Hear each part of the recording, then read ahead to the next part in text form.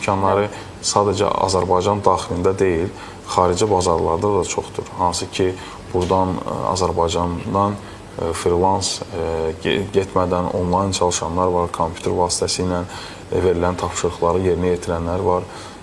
Hətta bir çox yük daşıma şirkətləri var, logistika şirkətləri, hansı ki, Azərbaycanla hal-hazırda belə deyim, dispetcher kimi çalışırlar, Azərbaycandan yönləndirirlər, maşın haradan çıxdı, hara getdi, hansı ölkəyə girdi.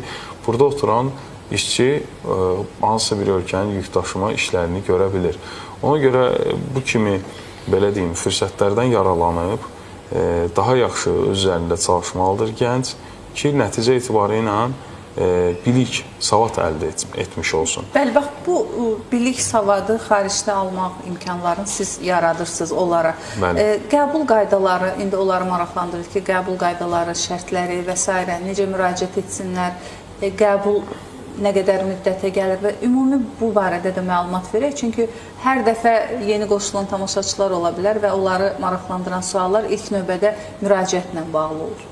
Qəbul qaydaları çox asandır ki, bu da